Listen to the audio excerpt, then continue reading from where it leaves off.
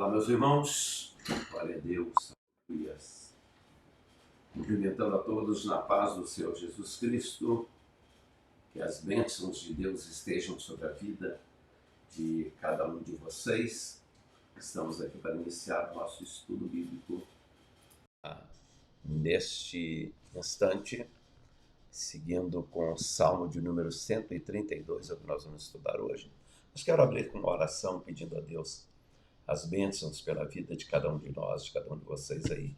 Deus guarde a cada um.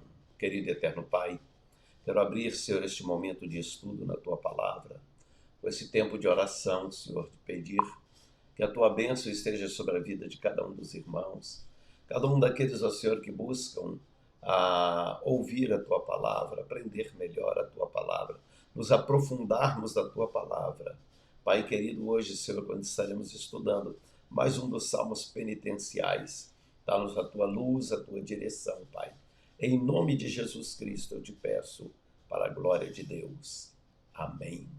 Que Deus abençoe então a vida de cada um dos irmãos, e já temos aqui as pessoas se juntando a nós. Misael aí cumprimentando, paz, mano, Deus abençoe. Paz do Senhor, pastor Elias, irmã Ruth, Fábio Luiz Rodrigues, Deus abençoe sua vida. Irmã Andréia Calheiros, a paz do Senhor. Então, estamos aí transmitindo e peço que vocês compartilhem também. Aproveite este momento de introdução para compartilhar esta transmissão para a sua rede social também, para que mais pessoas possam estar envolvidas no estudo da Palavra de Deus. Salmo de hoje, um salmo, é uma sequência, nós estamos estudando os salmos penitenciais. Então a gente está trazendo uma nova visão, uma nova forma de estudar o livro de Salmos. Nós já fizemos um estudo em Salmos, pegando do Salmo 1 ao Salmo 150, e agora nós vamos estar estudando os Salmos a partir dos grupos de Salmos. E o primeiro grupo de Salmos que apanhamos para estudar é o grupo dos Salmos penitenciais, visto que é a melhor forma de nós nos aproximarmos de Deus, aproximarmos penitentes, né? Reconhecendo os nossos erros, os nossos pecados, pedindo a Deus perdão pelos nossos pecados. Essa é a melhor forma da gente se aproximar de Deus, reconhecendo que Deus é santo e nós somos pecadores, e para nos aproximarmos dele, precisamos primeiro da sua graça, da sua misericórdia e perdão.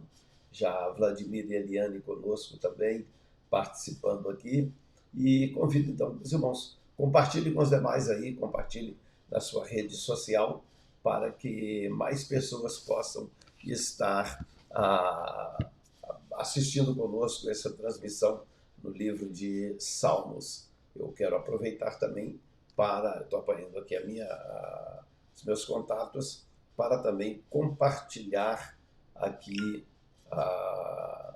esses estudos aqui. Então, eu vou fazendo a introdução, cumprimentando vocês. Estou aproveitando para também enviar para os meus grupos aqui, e pelo menos nós temos aqui umas 450 pessoas nos meus grupos aqui para participar dessa transmissão. Então vamos agora à leitura no livro de Salmos, enquanto você ainda compartilha com outras pessoas.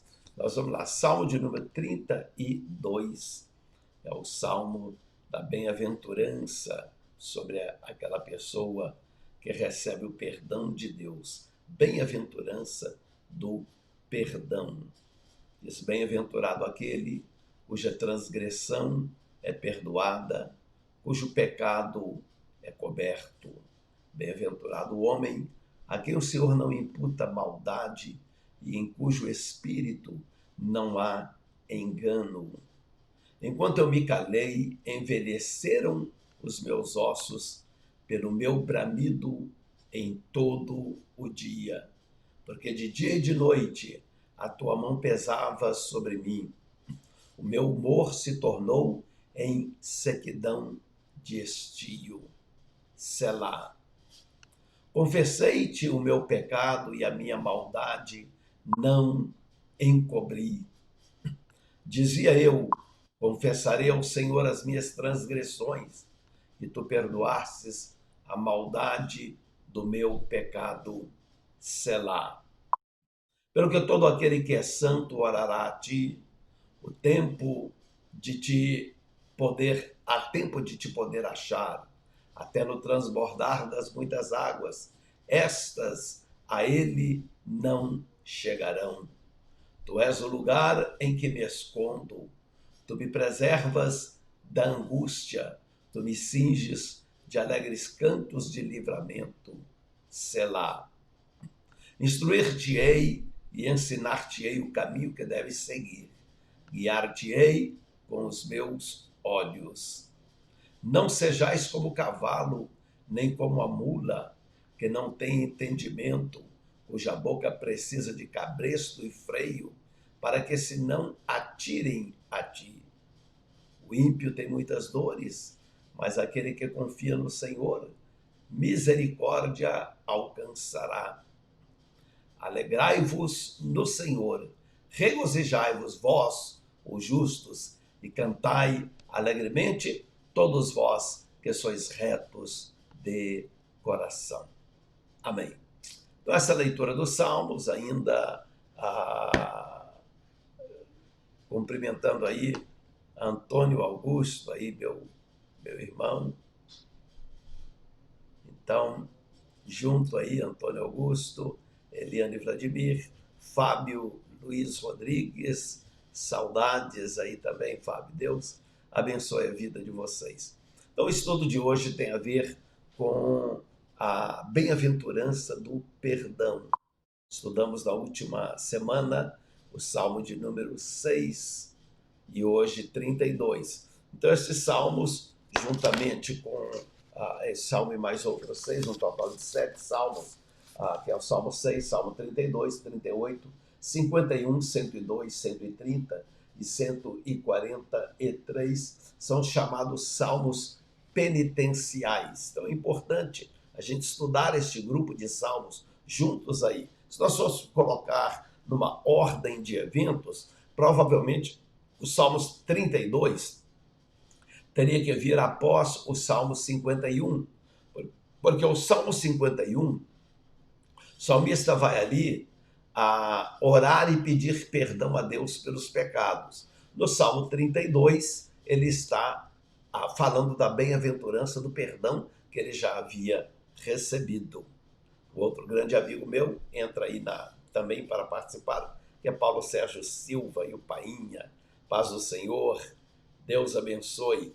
Aí ele faz uma pergunta. Eu disse aqui que nós podem fazer perguntas que dentro das minhas limitações aqui, mas eu estarei procurando responder a essas perguntas. Então, o Salmo, ele vai trazer aqui a pergunta aqui do Paulo Sérgio Silva aí, qual a diferença entre transgressão e iniquidade. O interessante é que o salmista ele vai tratar aqui e ele vai usar termos para o seu pecado, ele vai chamar de transgressão, de iniquidade e de pecado.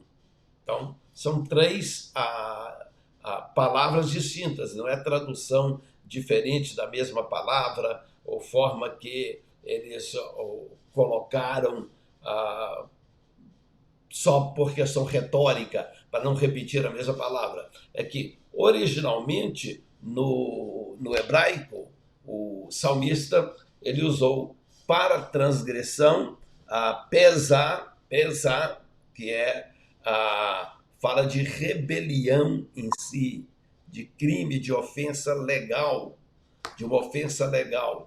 Então, veja, eu acho interessante como o salmista ele tinha o conhecimento teológico do salmista sem ter tido um seminário teológico para estudar. Na verdade, o salmista ele está estabelecendo teologia para nós sobre como se relacionar com Deus. Então ele olha para o seu pecado e ele confessa o seu pecado, falando dessa transgressão. Bem-aventurado aquele cuja transgressão é perdoada. E ele vai usar então o pensa para a transgressão, e isso é uma transgressão legal, é uma ofensa legal, como alguém que rebela contra uma lei pré-estabelecida. Ou seja, o salmista ele não tenta minimizar o seu erro. O grande problema que nós estamos vivendo nos dias de hoje é que a gente tenta minimizar os nossos próprios erros. E minimizar diante de quem? Mas diante do próprio Deus, que sabe todas as coisas, mas a gente quer confessar, mas confessar tentando diminuir. Parece que é aquela coisa lá no Jardim do Éden, quando Deus vai acertar as contas com Adão e diz: Adão, por que você escondeu? Adão, onde estás, Adão? E ele vai dizer: eu ouvi a tua voz e escondi. Mas por quê?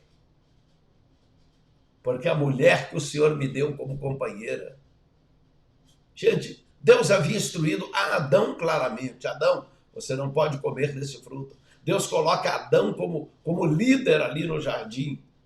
Mas na hora que erra, a gente procura uma outra pessoa. A gente quer ser muito importante, quer ser líder, quer ser tudo, quando vai tudo bem. Quando erramos, aí a gente não é mais líder. Quando erramos, foi fulano quem me persuadiu. Mas espera, se eu sou líder, eu tenho que assumir. Então o salmista vai: transgressão, esse erro contra, digamos, o conhecimento de uma lei. É uma rebelião contra uma lei, no caso do salmista, uma lei de Deus. Então o pecado, ele transgride as leis de Deus. Então ele é uma transgressão de uma lei do nosso Deus. A iniquidade, quando ele lá na frente fala de bem-aventurado aquele que o Senhor não imputa maldade, da expressão original, ele está dizendo aqui que aquele homem contra quem o Senhor não conta iniquidade. Esta maldade, tradução por maldade aqui, é da palavra awon em hebraico, que é traduzido melhor para iniquidade. Iniquidade é um pecado consciente, que a pessoa comete consciente, pecado cometido por quem conhece a verdade. Então veja, a iniquidade é alguém que conhece a verdade, mas peca a si mesmo, não vigia, não se cuida. Então é iniquidade. A reconhecer pecado como uma transgressão é entender que é transgressão de alguma coisa. Quem transgride, quem dirige em alta velocidade, acima do permitido, pelo local onde está transitando, ele está cometendo uma transgressão das leis de trânsito. Se alguém cometer um assassinato, ele transgrediu uma lei penal. Então aí, depende quem sonega o imposto, ele transgrediu uma lei tributária. Então isso é transgressão, é sempre contra algum tipo de lei. Iniquidade é um pecado cometido com consciência por quem sabe, por quem conhece a palavra de Deus. Então é isso. E o salmista conhecia a palavra de Deus, e ele não esconde o seu erro. Ele não esconde o seu pecado. Ele simplesmente admite disso: olha, o que eu pequei, isso foi realmente uma transgressão contra a lei de Deus. O que eu fiz foi realmente um pecado contra o meu Deus. Então ele admite esse seu erro desta forma aí. Então a diferença entre transgressão e iniquidade. Na realidade, ele está definindo o seu pecado e admitindo o seu pecado diante de Deus. A irmã Ana Márcia Barros quer saber quando são as classes de estudo bíblico. Toda terça-feira, 8 da noite, hora dos Estados Unidos, 9 da noite, hora do Brasil, 9 da manhã, hora do Japão, e etc, etc. Então, pastor Francisco, lá do Hope Center, está conosco também, irmã Mildred, Deus abençoe. Então, gente, podem ficar à vontade para perguntas que nós estaremos trazendo aqui. O salmista está dizendo aqui, então: bem-aventurado aquele cuja transgressão é perdoada e cujo pecado é coberto. Então ele está falando, classificando essa transgressão e mostrando que toda essa transgressão, ela é, na verdade, um pecado contra Deus. E a palavra para pecado aqui ele usa a expressão hatawa. Então, que é o pecado em si, na sua essência. Toda transgressão é pecado. Transgrediu uma lei de Deus, cometemos um pecado contra Deus. Mantânia Leixe chegando aí agora também. Estava sentindo falta no Josias e Mantânia, vocês são sempre dos primeiros a entrarem no ar e dessa vez demoraram um pouco aí. Então já estava esperando chegar para o culto. Então, Salmo de número 32, está na tela aí para vocês acompanharem. Bem-aventurado aquele cuja transgressão é perdoada e cujo pecado é coberto. Então o salmista, ele vai nos trazer aí a importância de sermos perdoados, irmãos. Isso traz um alívio muito grande, traz uma paz muito grande quando nós somos perdoados. Ele segue nessa bem-aventurança que é feliz, uma felicidade. Bem-aventurado o homem, e obviamente quando ele fala o homem, ele está falando da raça humana, do ser humano, né? O homem em quem o Senhor não imputa maldade, ou seja, iniquidade, no termo original é albon, ou seja, iniquidade, aquela pessoa a quem o Senhor não imputa iniquidade. Agora, como é que Deus não vai imputar iniquidade em nós, se somos pecadores por natureza? É através do perdão de Deus. Ele primeiro fala bem-aventurado a quem o Senhor perdoa. Agora, quando Deus perdoa, o importante é isso. Deus não nos olha mais como pecadores. Nós continuamos sentindo que somos pecadores. E ai de nós, quando não sentirmos isso. O apóstolo Paulo, um santo homem de Deus, ele chegou a dizer: ai de mim, miserável homem que sou. Quando quero fazer o bem, o mal está comigo. Tento fazer o bem e acabo fazendo o mal que eu não quero. O bem que quero, eu não consigo fazer. O mal que eu não quero, eu acabo fazendo. Mas ele diz depois: mas graças a Deus que nos dá a vitória por nosso Senhor Jesus Cristo. Então é muito importante que a gente reconheça os nossos erros, os nossos pecados diante de Deus. Confessemos a Ele. Então só me está dizendo aqui que bem-aventurado aquele a quem o Senhor não imputa iniquidade. Porque uma vez que Deus perdoou, isso é um processo legal. Deus, como juiz, uma vez que ele inocentou a pessoa, ele está inocentado. Não pode mais ser acusado do seu pecado, porque foi inocentado. E na conclusão do mesmo verso diz: e em cujo espírito não há dolo, não há engano. A tradução para isso é a tradução de dolo, de dolosidade. Aí fala de direito penal, fala-se dois tipos de crime: o crime culposo e o crime doloso. Então são termos que estão na Bíblia. O culposo é aquele crime em que a pessoa tem culpa porque aconteceu o crime, mas não teve a intenção. Por exemplo, a pessoa conduziu, estava dirigindo com toda a atenção, mas no momento deu uma distraída e atropelou alguém. Ele não tinha a menor intenção de atropelar essa pessoa, mas teve a culpa, ele distraiu na direção. No momento de distração, ele atropelou uma pessoa. Então isso é chamado de crime culposo, provado que ele não tinha intenção de atropelar a pessoa. Agora, a pessoa, ele está conduzindo, pode ser na mesma situação, está conduzindo o carro, e aí de repente ele vem atravessando a rua, um seu desafeto, ele acelera para cima daquela pessoa e atropela. Aí se trata de um crime doloso, um crime com a má intenção de cometer o mal. Então, aí vai ser julgado de forma diferente. Andréia diz: pastor, quem são os escarnecedores relatados na Bíblia?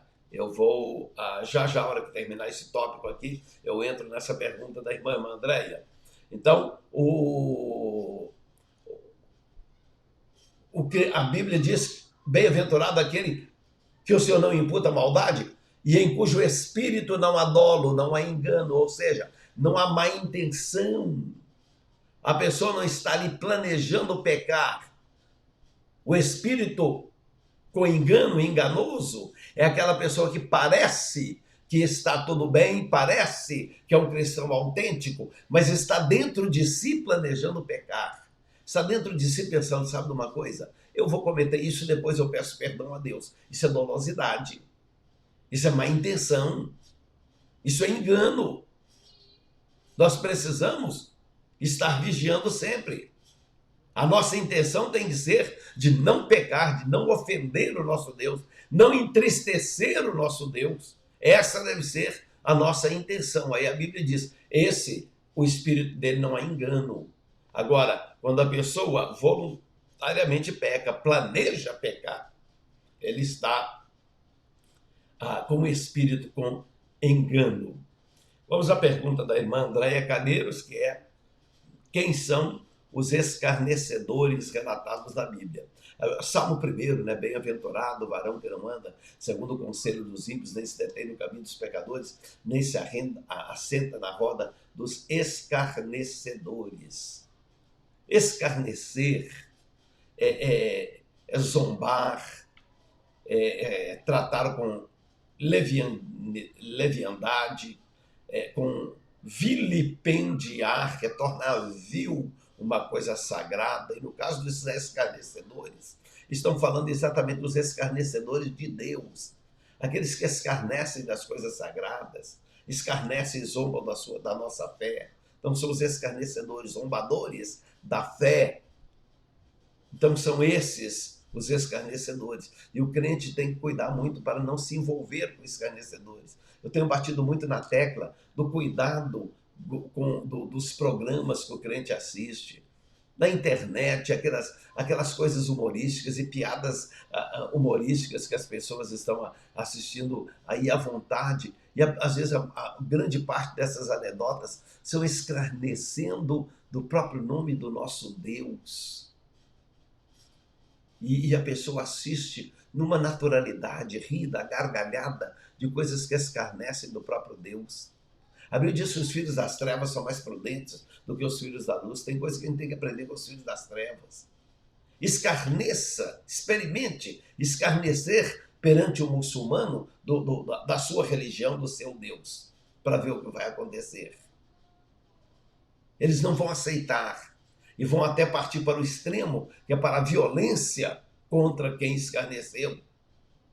Exemplo disso estava lá em Paris, naquela boate lá, imprensa lá, naquele jornal, o jornalzinho lá de escárnio, aquele jornal que vivia zombando, né? E faziam charges zombando de Deus e tudo. O dia que zombaram de Alá, eles botaram fogo em tudo, matou tanta gente ali. Não defendo isso, é lógico, o cristão não vai nunca precisar de defender Deus usando de violência, mas quando a Bíblia fala de nós não assentarmos na roda dos escarnecedores, a Bíblia está dizendo para não ter prazer nisso, pelo menos demonstremos que não estamos satisfeitos com isso, que nós não vamos apoiar um comediante cuja linha de comédia dele é zombando de Deus, zombando do nosso Senhor Jesus Cristo. Então não vamos de maneira alguma apoiar. Então é isso, os escarnecedores que a Bíblia está mencionando. Então nós precisamos muita vigilância. Seguindo o Salmo 132, verso 1 e 2, já deixamos para trás aí, que é bem-aventurado aquele cuja transgressão é perdoada e cujo pecado é coberto. Bem-aventurado o homem a quem o Senhor não imputa maldade e em cujo espírito não há engano. Verso 3, enquanto eu me calei, envelheceram os meus ossos, pelo meu bramido em todo o dia. Ou seja, o salmista tentou calar-se diante do seu erro, do seu pecado. E ele diz que enquanto ele fez isso, ele sofreu. Fala que envelheceram os ossos. Ele foi enquanto calava-se, tentando, o calar no sentido, deixa eu ficar calado, esconder o meu pecado, não vou confessar. Ele foi sofrendo. Há uma ilustração que eu ouvi do pastor Salatiel contar, eu achei muito interessante. Ele contou a ilustração de duas crianças, dois garotos já, foram passear as férias de fim de ano letivo, passar os 2 meses de férias na casa do avô. Foi muito recomendado, era um sítio, né, com muitos animais, galinhas, patos, e foi muito recomendado pelo pai. Ao chegar na casa do avô, o avô também recomendou, olha, com muito cuidado, vocês são da cidade, então, olha, esses animais têm que ser tratados com esses carinhos, cuidado, não faz isso, aquilo, para poder não matar, é perigoso, são animais muito frágeis. Mas, naquelas brincadeiras ali, dia a dia, seguiram brincando com os animais, e o avô sempre observando. E aqueles meninos, eles tinham também essa tarefa, porque o pai exigiu, olha, vocês vão para lá, mas vão ter tarefa de casa. E a tarefa da menina era lavar as vasilhas após o almoço, a tarefa do rapaz, era do garoto, né? Era todos os dias varrer o terreiro da casa onde os animais estavam ali, onde as galinhas ficavam por ali ciscando, etc.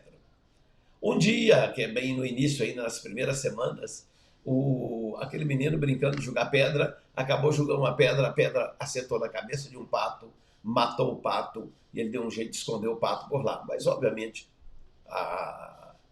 aquele pato apareceu morto, o avô perguntou quem matou, ninguém dizia, e aquele menino, a irmã chegou e falou para o irmão dele, falou, olha, eu vou contar para o vô.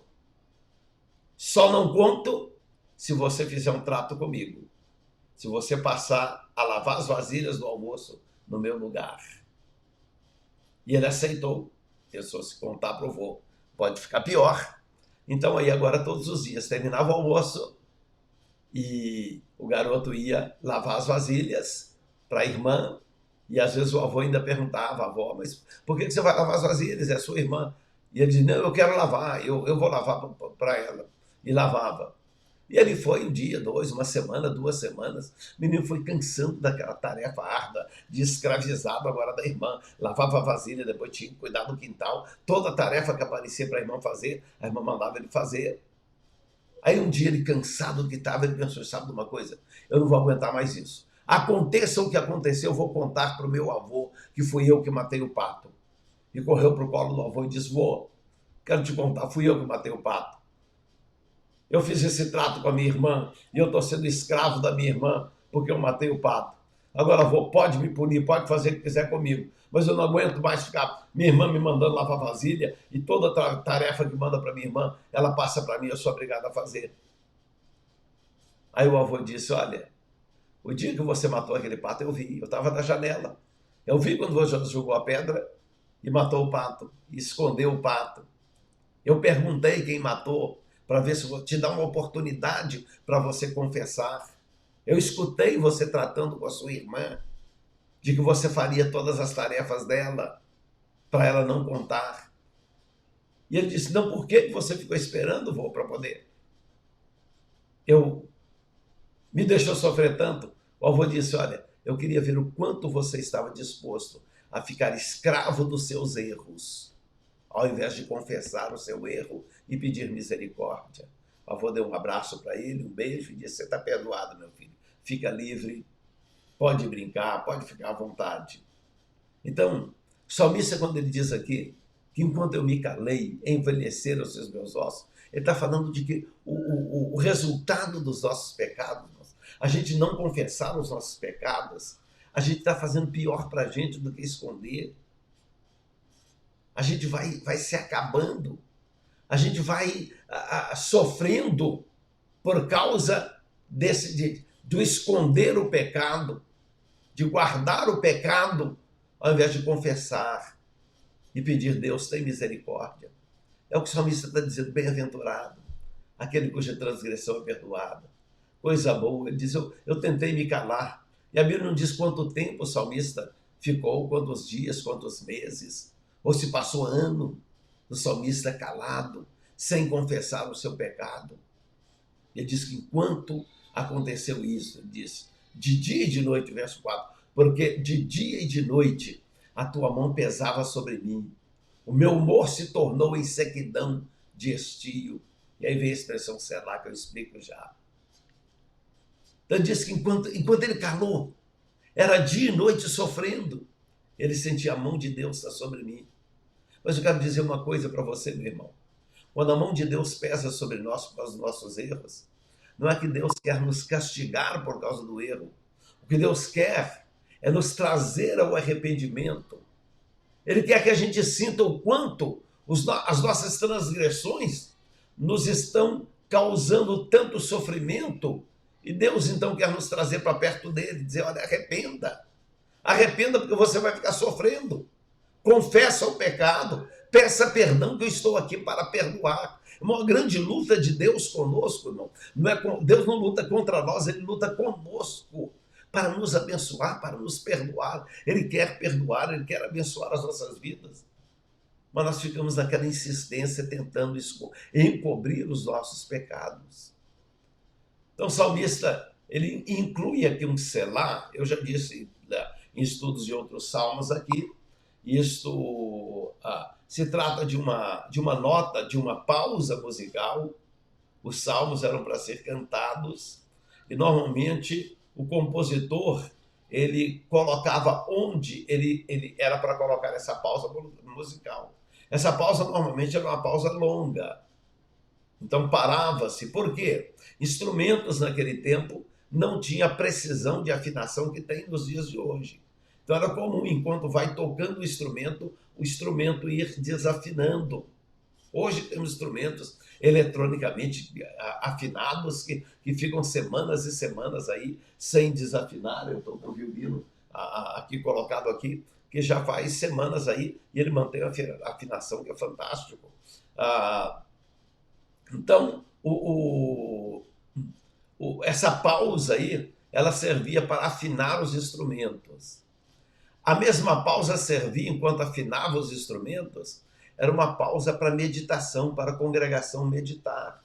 Então veja, a gente toma o livro de Salmos, lê essa parte dos Salmos, gente, vale a pena numa meditação particular, a gente parar um pouco e meditar na palavra de Deus, meditar naquilo que a gente leu, para deixar Deus falar mais profundamente conosco. Às vezes a gente tem mania de ler a Bíblia, mas lê como a gente está lendo um noticiário e quer ler rápido e terminar de uma vez, porque quer acabar, ficar livre dessa leitura. Não, põe um selá, põe uma pausa, para meditar, volta atrás. Bem-aventurado aquele cuja transgressão é perdoada, cujo pecado é coberto. Bem-aventurado o homem a quem o Senhor não imputa maldade, em cujo espírito não me engano. Enquanto eu me calei, e aí a gente passa a meditar. Olha que não é só com o salmista. Comigo também aconteceu a mesma coisa. Você começa a meditar, comigo também. E eu medito comigo também. Me calar me faz envelhecer os ossos, me faz ir sendo consumido por dentro, por não confessar os pecados. Vamos sendo consumidos de dia e de noite. Vai dormir e pesa a consciência. Então é isso, essa pausa para isso, para nos sintonizarmos com Deus. Aí o salmista vai e coloca mais um verso e um selá. Normalmente esses selás são mais distantes um do outro, mas agora ele põe num verso só e diz, confessei-te o meu pecado, e a minha maldade não encobri. Dizia eu, confessarei ao Senhor as minhas transgressões, e tu perdoastes a maldade do meu pecado. Então veja, o salmista agora ele vai trazer à tona a sua confissão. E ele volta, ele que está escrevendo um salmo para o povo, para o auditório, no verso 5 ele se vira para Deus e diz a Deus, para Deus, Deus, eu confessei-te o meu pecado. A expressão original aqui que foi traduzida para confessar, ela vai mais profundamente, porque é yadá. E yadá, aqui no hebraico, é admitir o pecado. Foi traduzido para o inglês como acknowledge. Eu admiti o meu pecado. Eu reconheci o meu pecado. Então ele não só confessou. Então essa expressão confessar aqui, yadá, ela vai mais do que simplesmente pronunciar com os lábios, olha, eu pequei, tá certo, pequei. Porque Judas também fez isso. Judas só confessou com os lábios, só falou, pequei. Agora, quando admite por dentro, quando a gente entende e confessa, eu sou um pecador, admito, eu pequei. Então é isso que ele diz, I acknowledge os meus pecados, o meu pecado. Então agora ele está confessando uma coisa que ele reconhece. eu sou pecador. Então é isso, irmãos, confessar a Deus os nossos pecados. É primeiro nós reconhecermos, admitirmos que somos pecadores. Só assim nós vamos nos dirigir a Deus para buscar o perdão dos pecados. Então confessei de um pecado e a minha maldade. Então novamente o salmista vai trazer aqui a maldade dele como iniquidade. Então ele vai dizer, confessei o pecado, isso que foi traduzido para maldade aí. No original é a palavra awon, que é a iniquidade. Então, pecado cometido por quem conhece a palavra de Deus, por quem sabe quem Deus é. Não deveríamos ter pecado, mas acabamos pecando. Aí diz, eu admiti o meu pecado, não escondi a minha maldade, eu não encobri. Dizia eu, confessarei ao Senhor as minhas transgressões.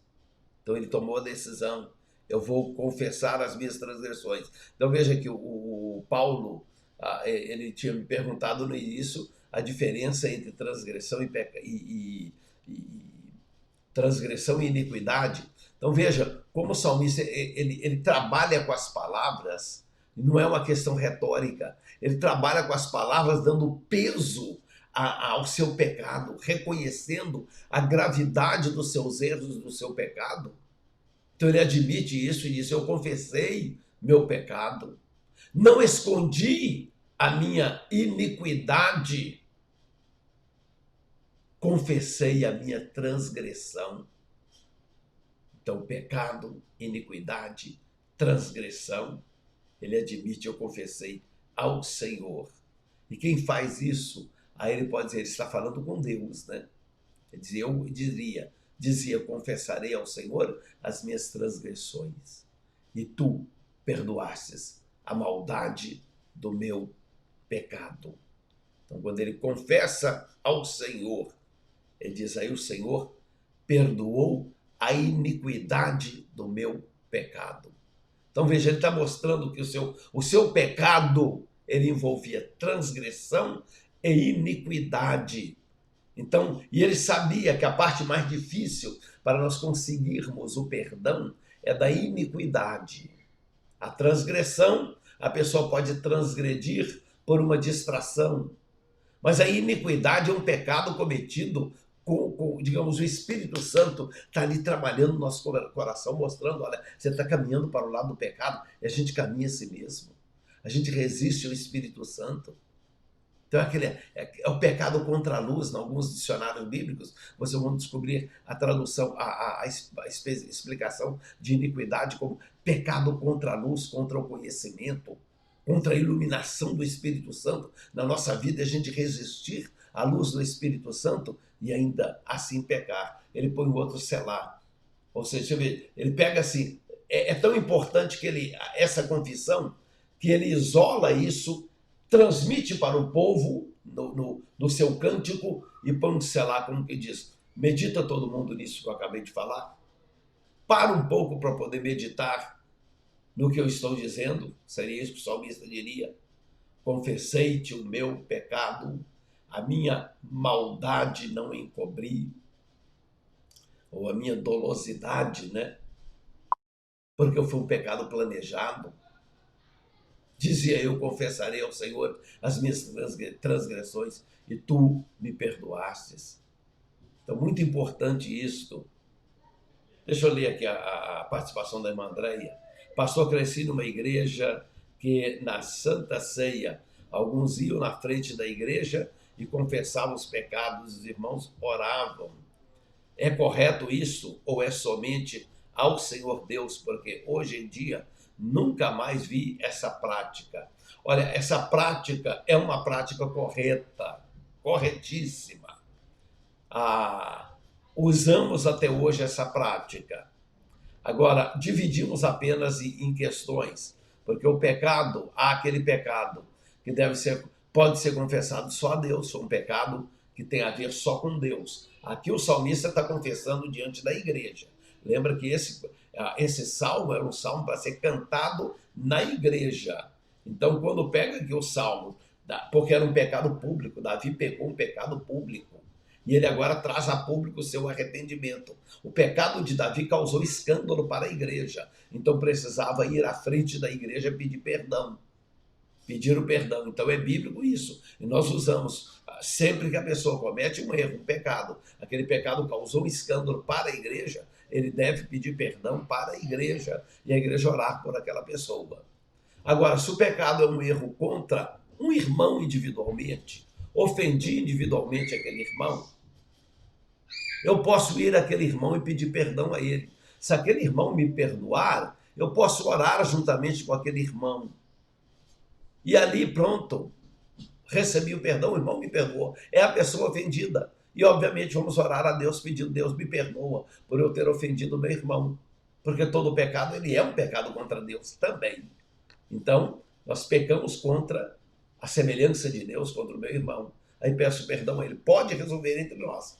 Agora, pode ser que o pecado seja contra o irmão, mas causou um escândalo para a igreja. Aí também precisa ser a receber o perdão da igreja. Ou a pessoa pegou nos seus pensamentos, às vezes até em sonho nós pecamos. Irmãos.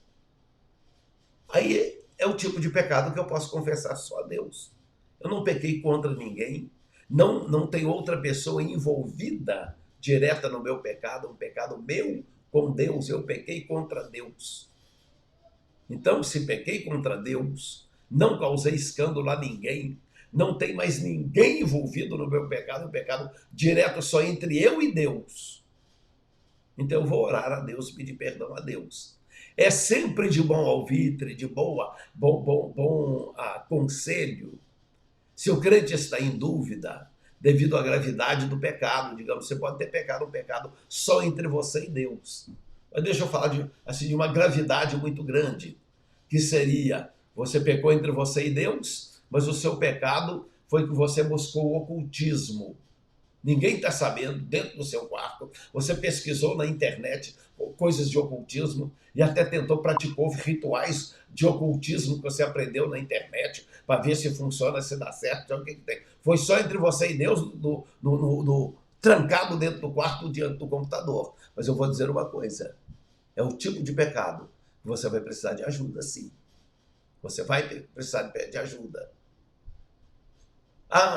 É o pecado da pornografia, viciado em pornografia na frente do computador. Você vai precisar de ajuda.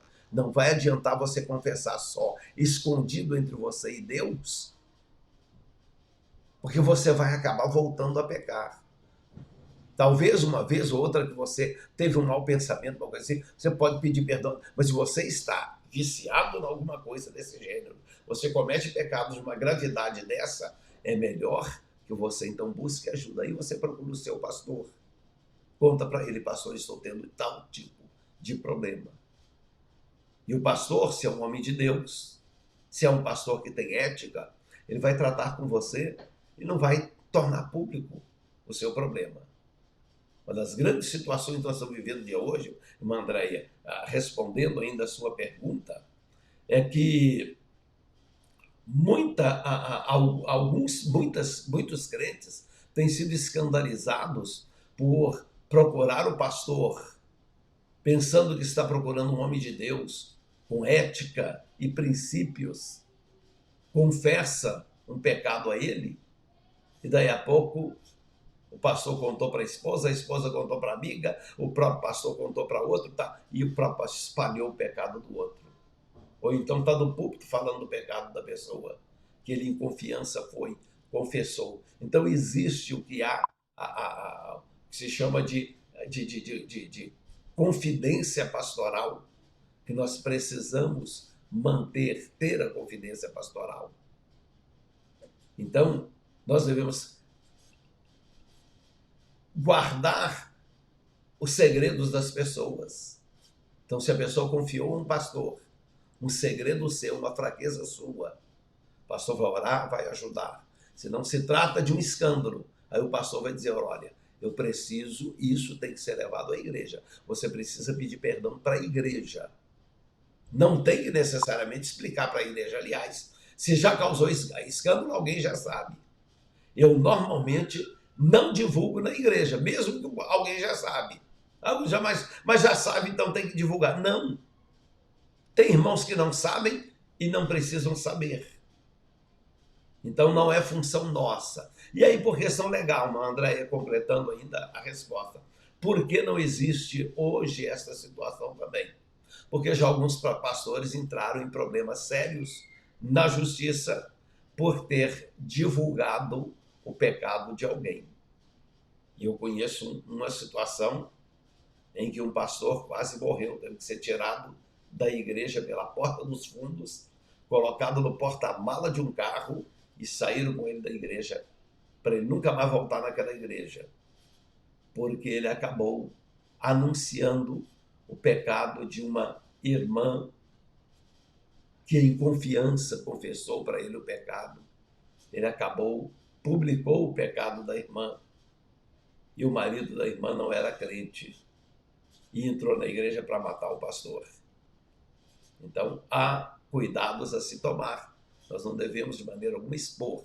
Agora, a pessoa que cometeu o pecado, ela tem esta, digamos, esta opção de, se é uma coisa pública, se quer glorificar o nome do Senhor, exaltar o nome de Deus, através de nós nos humilhar diante dele. Eu não me envergonho de me ajoelhar na igreja, nos nossos cultos de oração, nos nossos momentos de oração. Eu não me envergonho de me ajoelhar e pedir a Deus perdão.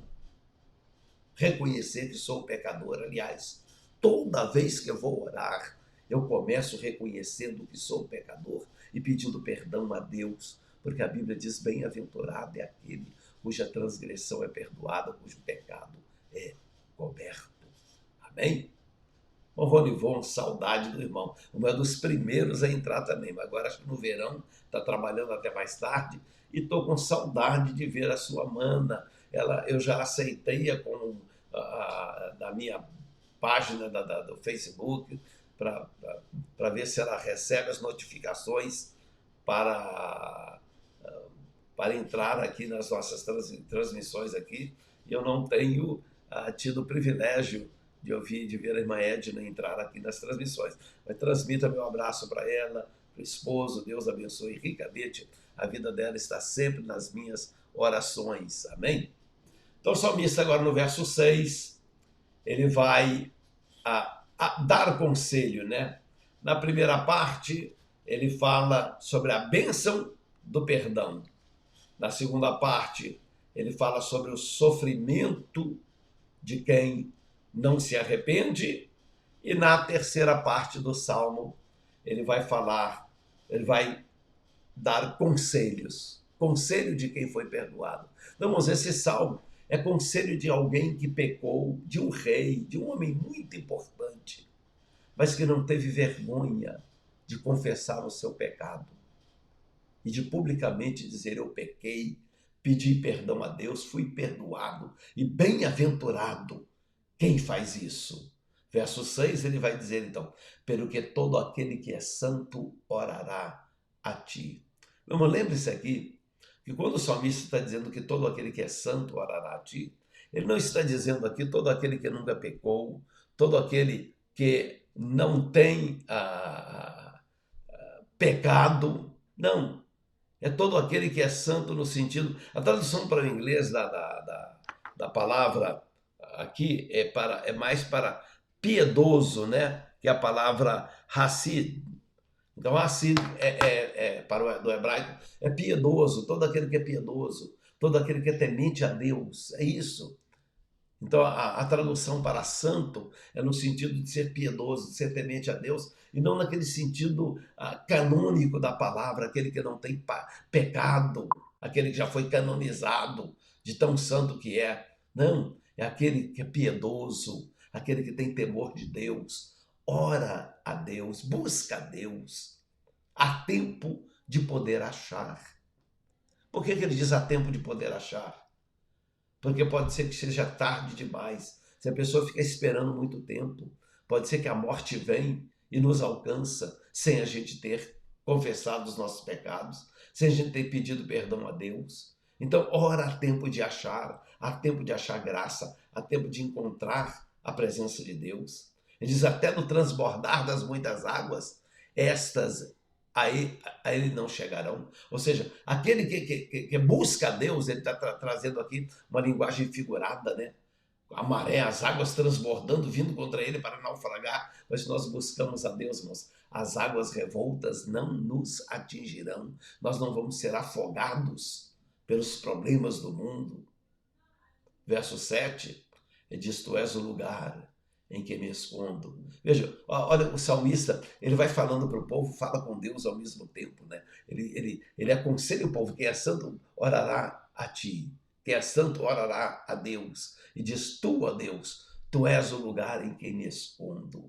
Então veja, irmãos, o pecador, ao pecar, ele deve correr para os braços do Pai.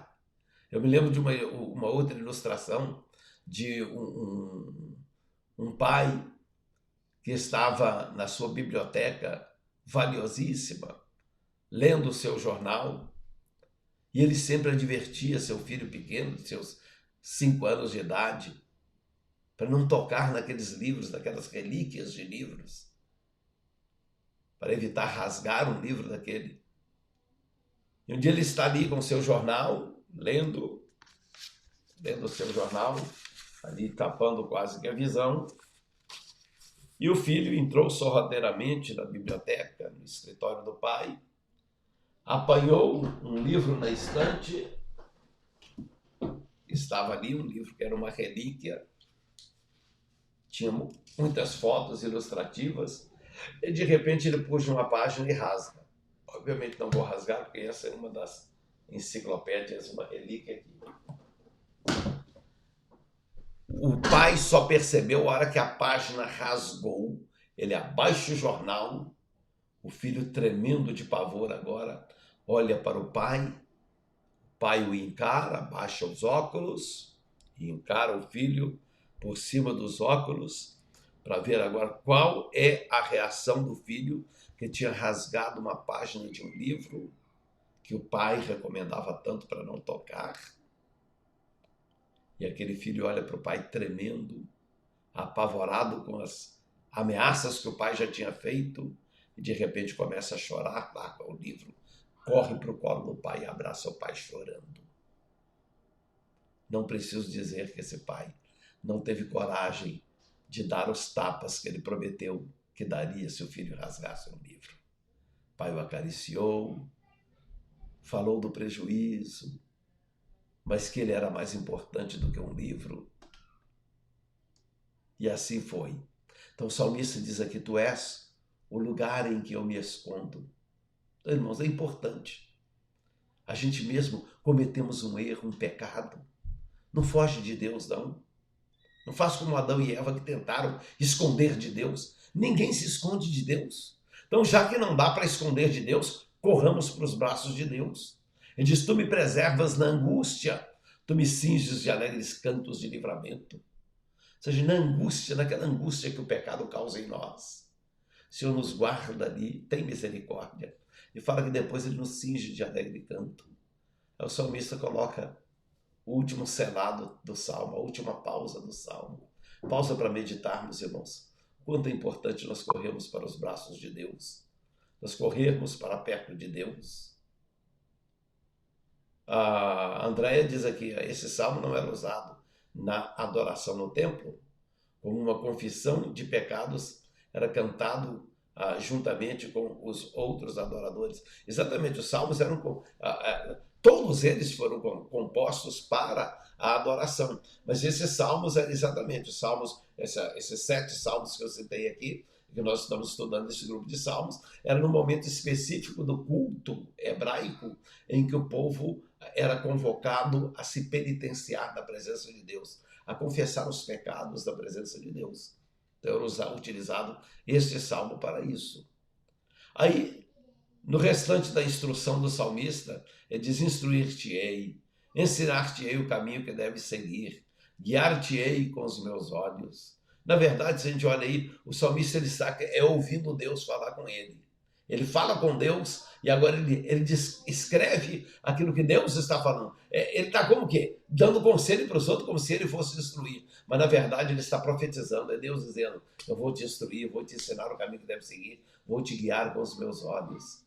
Irmãos, quando a gente confessa a Deus, quando a gente admite os nossos erros, os nossos pecados, o nosso Deus nos guia, nosso Deus nos protege, nosso Deus nos guarda.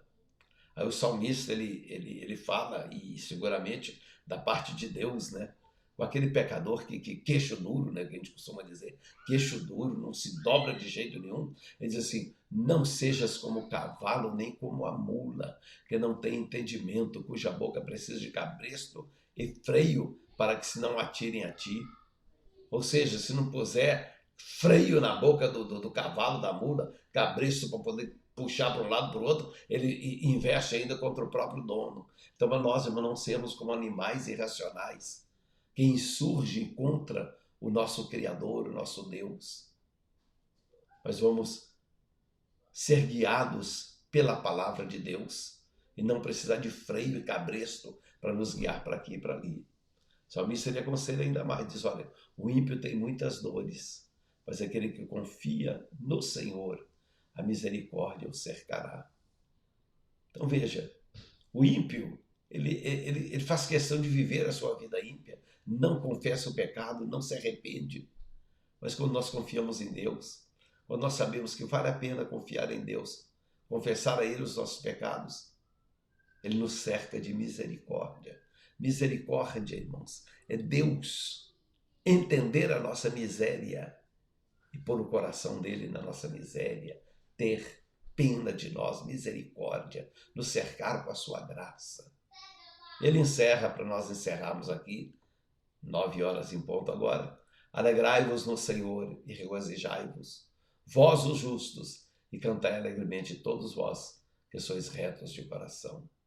Que Deus abençoe. Em nome de Jesus.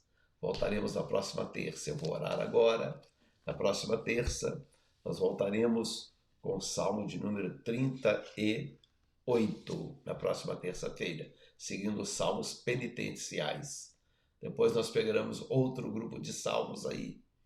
Depois vamos não na sequência, mas depois são os cânticos dos degraus.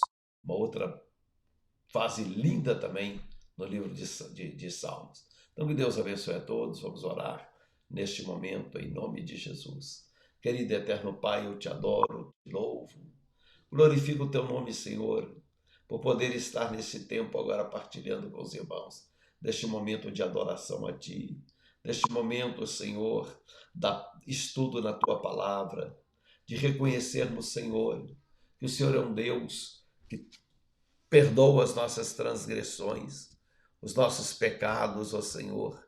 E a Tua palavra diz, bem-aventurado aquele cuja transgressão é perdoada, cujo pecado é coberto. Meu Deus, a Tua misericórdia, Senhor, é quem tem perdoado as nossas transgressões e coberto os nossos pecados, lavado-nos com o sangue de Jesus Cristo, que morreu na cruz pelos nossos pecados.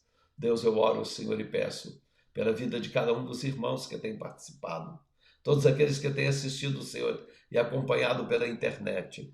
Pai, abençoa cada um, Senhor. Dá-nos uma noite de paz, um descanso, Senhor, em Ti. Em nome de Jesus eu te peço. Amém. Que a graça do Senhor Jesus Cristo, o amor de Deus e a comunhão do Espírito Santo seja com todos nós agora e sempre. Amém. Que Deus abençoe os irmãos, em nome de Jesus. Aleluia. Que bênção, meus irmãos estão junto conosco aí. Voltaremos, então, pela internet, né, na terça. Mas estaremos presencialmente, quinta-feira, a oração da igreja. Sábado, em Elizabeth, a partir das 4 da tarde, nós vamos ter um estudo bíblico especial na liderança da mocidade, focado na mocidade, mas voltado para toda a igreja. Então, os irmãos participem, procurem a irmã Andréia, irmão Eliel, que estão coordenando esse trabalho. Deus abençoe a todos, em nome de Jesus.